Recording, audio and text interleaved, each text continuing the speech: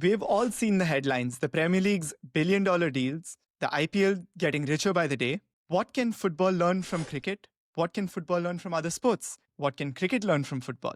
We're here to find out all about this in our new mini-series called The Shared Game.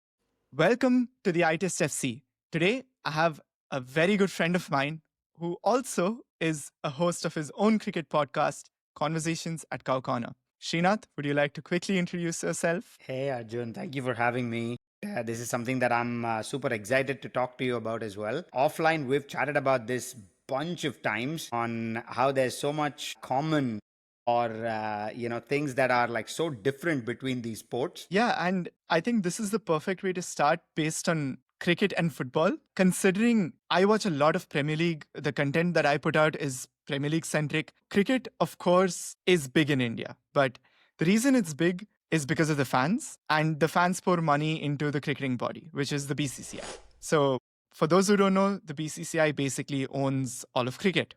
And the same goes for football, where the FA, with all the money being poured into football, is also really consequential in the English football spectrum. So we want to focus on English football and Indian cricket and look at the similarities between both of these governing bodies and how they've improved the sport in general. About the BCCI, I said, in the last like 10, 15 years or so, it's just become so blatantly obvious that BCCI runs cricket. It is the de facto ICC. It was slightly lesser so when we were growing up. June, like I remember it still being a horse race with the ECB and the Australian Cricket Board, because there was a bunch of big tournaments that were constantly happening either in Australia or in England. But yeah, all of that just changed from 2007 onwards when the IPL started. The amount of money that got poured in on the back of the IPL, I think BCCI just head and shoulders on the back of the number of people in the country, and cricket being the only big sport that the country collectively follows, which are, I guess, differences in England, where there are 2, 3, 4 different sports that are like big and, followed across. So money is split amongst all of those things. So I'm actually keen to learn from you about how English football has, or the FA has been able to garner the same amount of power as BCCI has in cricket, given a billion people and everyone following that in India gives it a whole lot of might. Plus the IPL makes it the, one horse race that it has become in the last 15 years or so. You mentioned the IPL as a league, right? And that is something fresh in our memory, because growing up, we have seen the pre-IPL era and post-IPL era. This is exactly the same thing that happened to the Premier League. The only difference is instead of 2007-8 start, it was 1991-1992, right? Okay. So the FA sold the rights for televising English football matches for an unheard fee at the time. And that revolutionized the sport completely. It created a football pyramid in English football, and that started garnering more attention and more eyes into the sport. And even in India, where you say cricket is very popular, and it completely is popular, a lot of folks who watch the Premier League specifically. So there are a lot of eyes on the sport globally, and that's what the Premier League has allowed the sport to, the areas it's allowed the sport to reach globally. So it just had a lot more time garnering or gathering those funds from all parts of the world for a longer period of time. So they've just become more and more rich, but it comes with an important caveat here, because the last time the national team won a big football tournament was in 1966, the men's team. So that is probably when our parents were born, right? So there's a whole generation, there are 2 whole generations of English football fans who have been extremely passionate about the sport, who have never seen their national team win. Right? And you can compare that with cricket as well. Like when we were in school, bro, there was this whole craze about when is the World Cup coming back to India, right? And imagine that for 50 years. And that's like this pressure cooker situation that's created professionalizing how the English football team sets up. Right. Maybe the couple of biggest sports in England, you'd say, are football and followed by cricket. Rugby? Rugby is probably like, yeah, second or like a close third or something of that sort. Rugby is also probably in there. I'm very surprising that, both rugby and cricket have kind of like a country model, and football is the one that like went completely, club based model. I don't know how that happened, and that clearly has like allowed England to own, let's say, all the big brands that we know of. Growing up, I always felt like there were a bunch of people in my class that all followed the EPL. Like there were fans of, there were no fans of Arsenal, Arjun. Sorry about that, but there were always fans of Manchester United. A lot of them, and there were a bunch of like Liverpool fans as well. And I was like very surprised to know that. I mean, like you said, like they had built the brand of those teams in other countries, like in India as well. Even though the timing of the games were not like all obvious and people were like waking up in the middle of the night and watching it, etc. I was like pretty cool the way that they were able to like, do that. I wonder if the IPL, I know maybe in parts of Australia, etc., they do watch it, but I wonder if the IPL in like another 20 years or so, people all around the world are going to be waking up in the middle of the night and watching it or not. It's like a nice thing to think about, to know whether that would happen or not.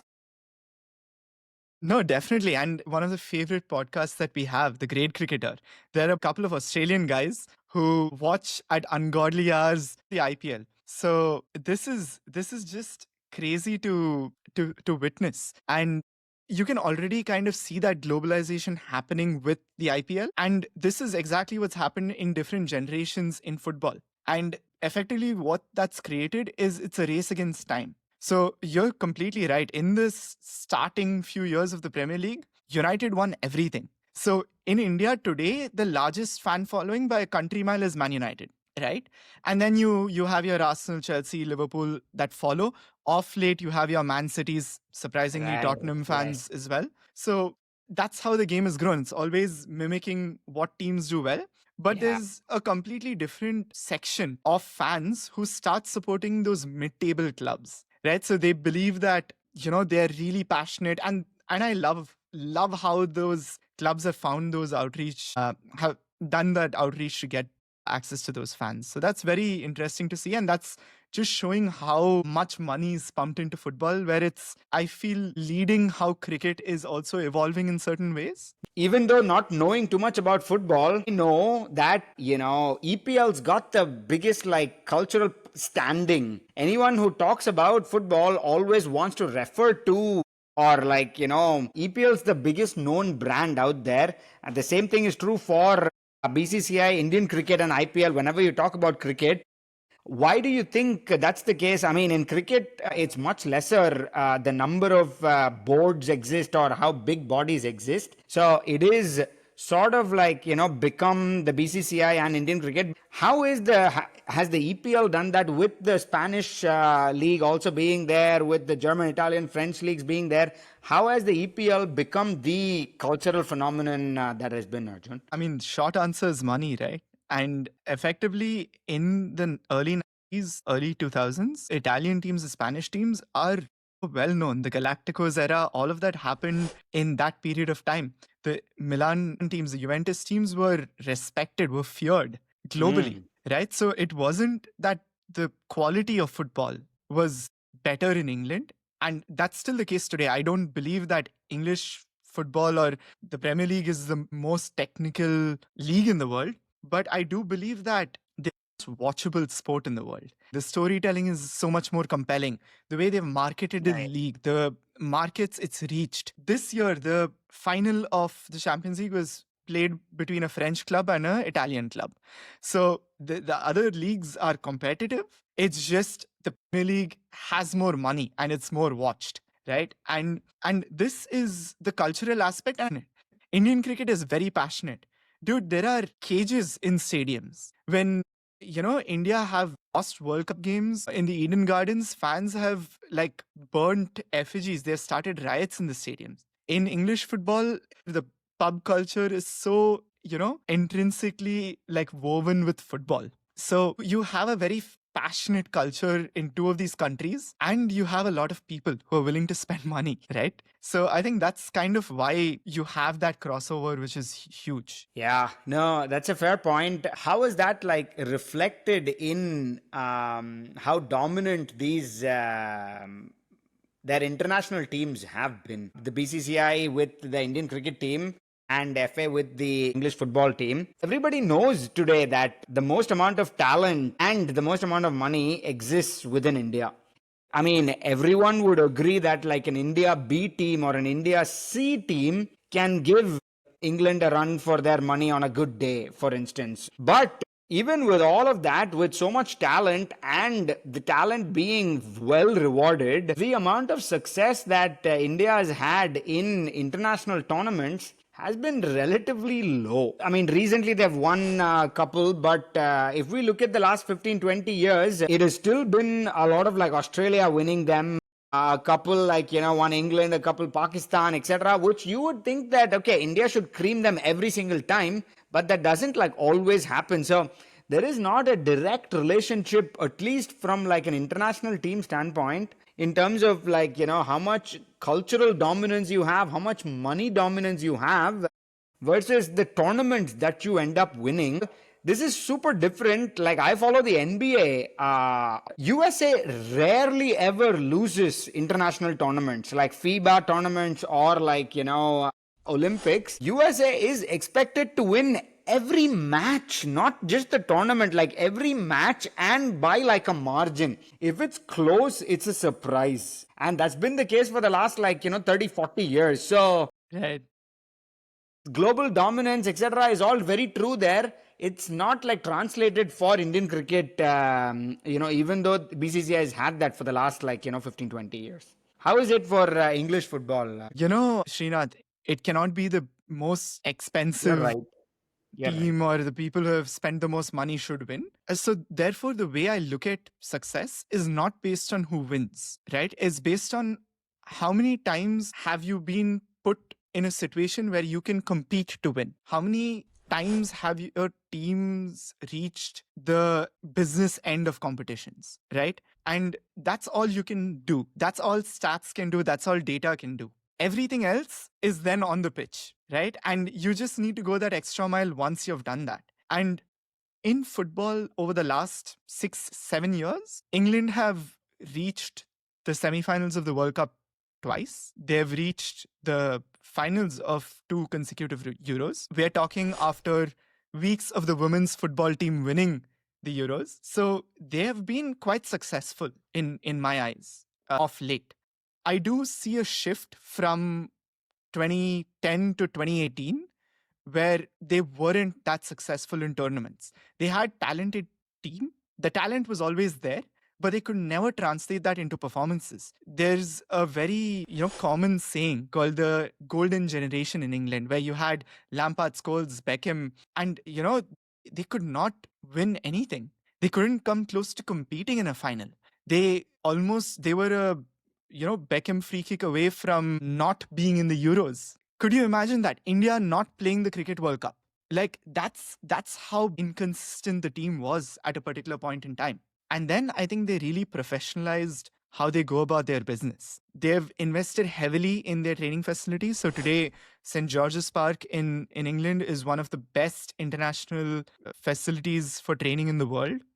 They've heavily invested in how youth is integrated into the national team. So already in the early 2000s, there have been under 19, under 20, under 21 football teams who have won European championships. And then they've been able to translate those performances where those players have played a huge part and integrated them into the national team. So you start having a tier system similar to cricket, where players have a little more of a conveyor belt. And the similarities with cricket are, well, there's more money because England plays more or India plays more. So you also have load management, which has become huge in football.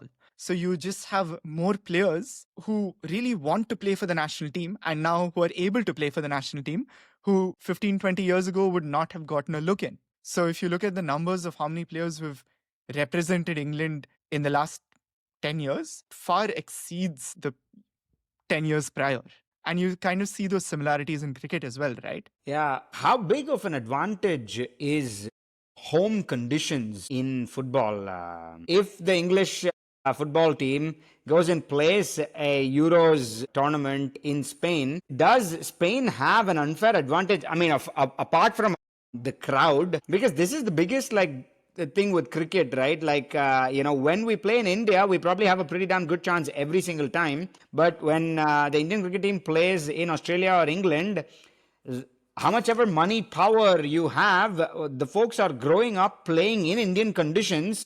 You still need to master playing in other conditions, and that levels the playing field wherever you play. And this could also be related to India not being able to dominate like everywhere else in the world that they go to, at least in cricket. If tournaments happen in India, India's probably going to be dominating every single time. So what is the equivalent of that to think about in football, Arjun? I think there are some differences. I don't think there is a very clear equivalent because the fans, of course, are a huge part. And you would be surprised how that, mentally plays on professional footballers. Right. Recently, Mikel Arteta has said on record that when he's played at Anfield for the only time in his career, he became a passenger in the game. Football was just going around him. He just became a passenger. And he attributed a lot of that to the noise that stadium makes. At the highest level, it does influence a lot of people. And then, you of course have weather in different conditions, which make a difference. Your FIFA or UEFA regulations on pitch sizes, there is a minimum maximum, but they don't say to the width and height. They just say the area. So you can have narrower pitches, you can have wider pitches. When you play home or away, people cut grass differently. They do tricks like they water half the pitch when you're attacking or not, so the ball doesn't move as much. Damn, People okay, do I all didn't of know that. about all of Yeah. these things.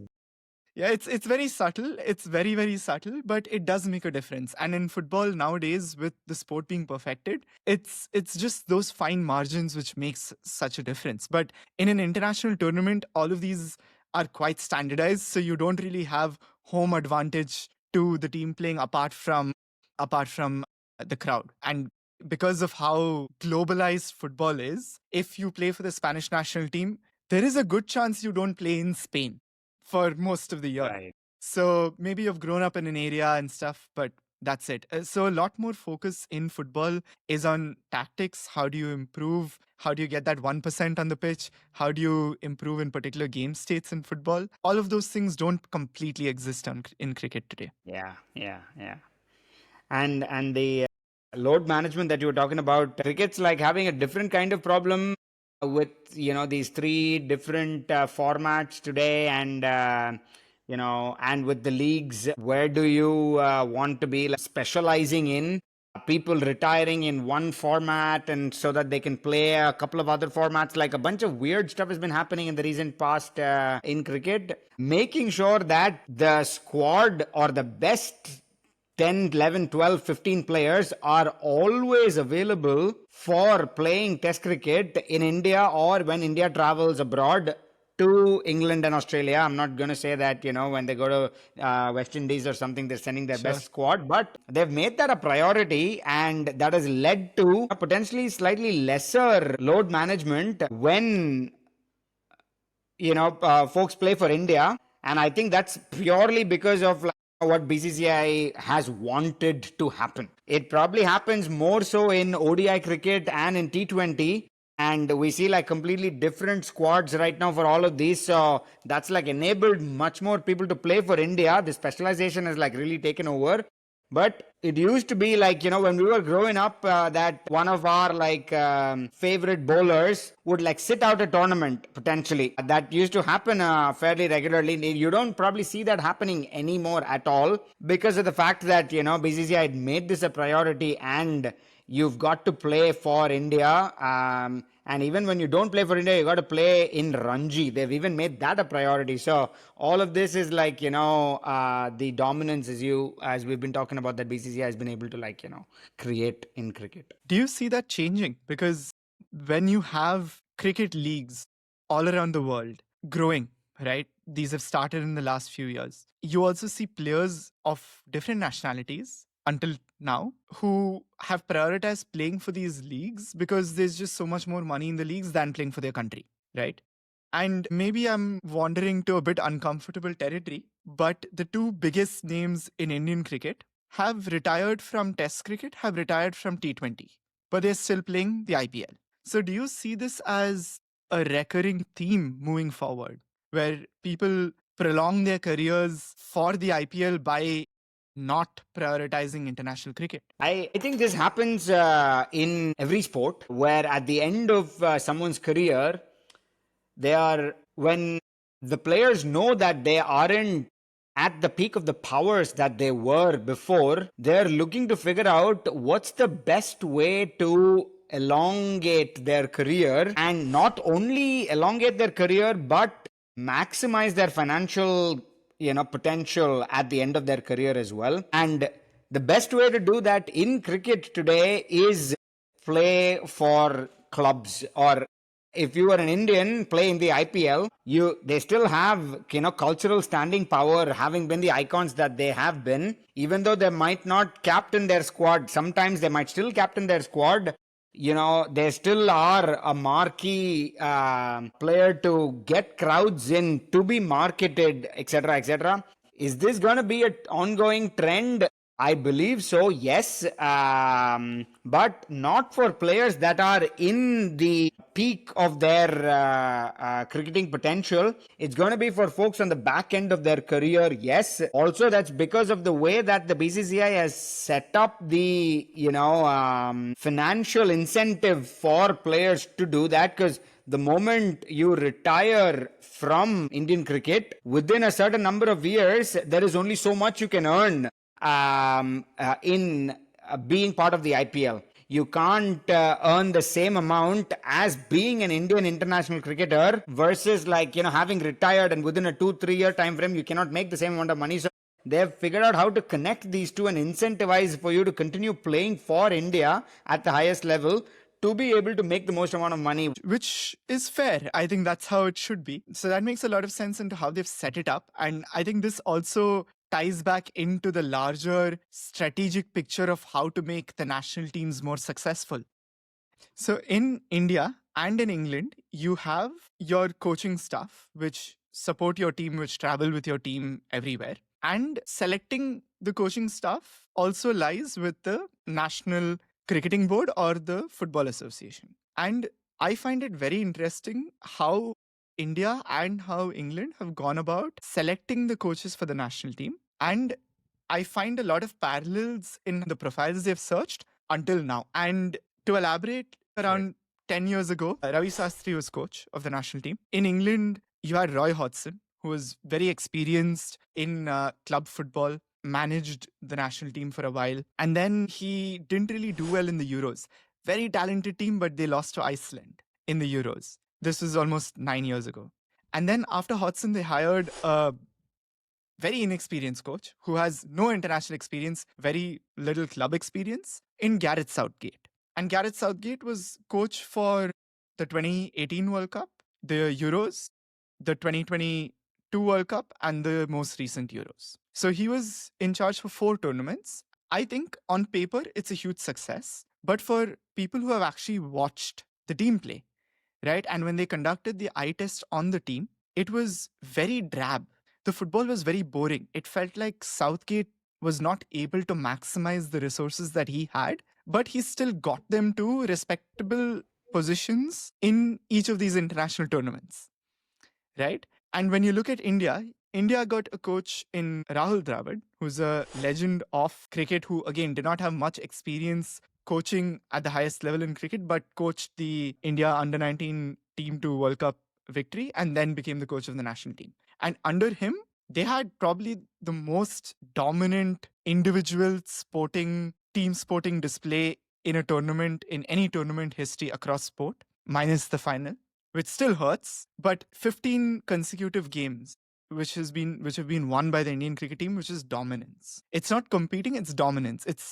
I'd go so far as to say it's history, right? And then, you set yourself up for success. You won the T20 World Cup 6 months later, you win the Champions Trophy 6 months after that. So you are getting to a team where you are setting yourself up for that sustained success, competing regularly. And then you change coaches. The way England have done it is they've hired a big name superstar coach who knows how to win in Thomas Tuchel. India, on the other hand, have gone a very different direction in a former Indian cricketer who was mentor of an IPL team. So I'm going to put you on the spot. What's better? In 3 years, if we come back and do this podcast, who's going to be not just more successful, but who's going to win more? Well, I feel like who becomes the coach of the Indian cricket team is now not a matter of like, who decides to become. It's a matter of like, who are all the people that said no? Because everybody knows that it's like one of the most like hardest expectations in, at least in all of cricket, it's the hardest job to have. The amount of media, like, when you lose any game, you're under the pump like immediately. Like you lose in India, forget it. Like you're instantly, immediately under the pump. So I don't know the number of people who said no and before they decided that Gambhir was going to be the guy. But this was, I feel like the right moment for Gambhir to have like taken up because they just had a pretty good display in the IPL. They were like, and you see Morne Morkel as part of the, Indian cricketing side. They've just, whatever the IPL side that won, that entire squad has been like hired to, be part of the Indian cricketing side. That was a little surprising to me. Like bringing Gambhir, okay. He's been around the setup for quite a while. Like he knows the players.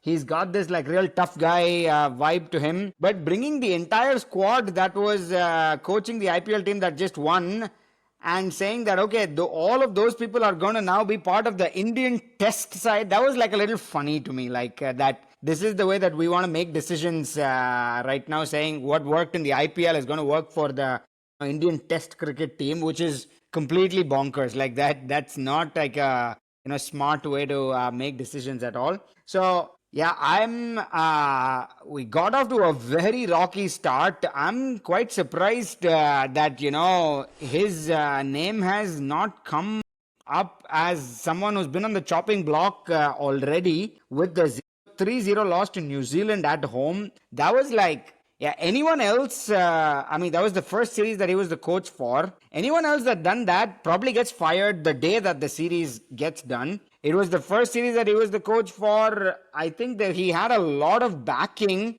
given the fact that he had just become coach and, over the bunch of years, like the people that he'd taken on his side. So I'm quite happy that right now, at least with England, they drew that series, because if not, I think things would have really gotten bad for Gambhir. And potentially, you could see a change like coming up. There was a lot of like rumblings, at least with like, Ravi Shastri, Sunil Gavaskar, all of those in the commentary box with the tournament going on. So I haven't seen like, what he's instilling in the team or what his personality that the team is taking on. I haven't seen any of that. With Dravid, you felt like that was quite obvious that the team over everything else, like, that's his ethos, like that the team was like taking on. I haven't seen what Gambhir's ethos is that he's like trying to, and that part has always been a question mark for me of, he's had kind of like a colorful past, Gambhir, with the amount of run-ins that he's had with people. Everyone has their opinion on like how he's respected or what he really stands for. That's not been very clear to me. So yeah, it's still out in the open. Like 2-3 years from now, like is he still going to be the coach? Like is he going to make a niche for himself? He seems to have found the Gill now. Let's see like how that partnership kind of like builds up over the next bunch of years, because that could be the most defining like thing that he could do, like create a captain who's also probably going to become one of the better players in international cricket, in test cricket over the next 10 years or so. That could be a defining thing. But hey, still open, the verdict is still open on like, as a coach, how is he going to be remembered? I'm not too sure about that. Right. And I think when you look at Indian cricket specifically, right now you have different captains for your T20 team, your ODI team, and your test team. Your players, not just the captain, but the whole team. I really today struggle to think of who are the 3 format players playing for India, right? And why do you have 3 different cricket teams, but not 3 different coaching staffs. You clearly have the money for it. The job you do in one format should not influence the other. That's how you're setting that team up to success. So That's why is totally it the fair same? question. Yeah. The fact that we went away from having the same team across all formats, like while we were growing up, ODI and test teams were always the same. Maybe one person was different or something of that sort. But now that's completely changed. I'm hoping that this changes soon, even for the coaching staff.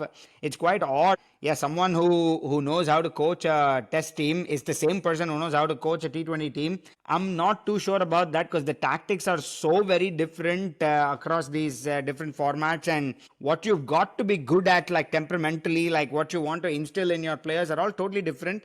I'm hoping that this changes in the coming years as player selection has changed as well. Yeah, and really, when you look beyond the cricketing operations, right? Like if you look at the supporting functions, I see the biggest potential for growth in this area in cricket, right? Because you have so much money, and then your data analytics team, strategy teams, your coaching teams, you can look at much more individualistic approaches or focused approaches to actually get that 1% or 2% and make that 8% or 9%, right? And be more dominant that way. The equivalent in football is not so much on the different types of tournaments, but more on the player selection and the fact that you have the availability to select so many more players right now for England than you did a few years ago. The quality, the types of profiles of players, all of that has changed. So I do see a lot of similarities there in both these sports. No, true. I mean, about a year or so ago, I had someone from the Rajasthan Royals analytics team, join me on my pod. He was also like, super excited that this is becoming bigger by the day in cricket, but it's nowhere near where it is, in football. He used to work for a football team in London, and then he came and joined the Rajasthan Royals from there. It was to hear from him that okay, cricket is still in its like very early innings when it comes to analytics and trying to like really figure out like how to get better on scouting, strategy, tactics. All of those areas are still like in its early innings when it comes to cricket. And Srinath, this is exactly what the shared game is about, right? Because we talk about someone who's worked in football, who's now an analyst in cricket. And speaking of analytics, it's in the world of technology and how that's evolving the sport. And that's something I would love to talk to you about in the next episode of the Shared Game mini series. Thank you so much for being on the podcast. For those of you who want to know more about Srinath's podcast, his link is in the description below. So please check that out too. Cheers, man. Super nice chatting with you. Looking forward to the next episode, dude.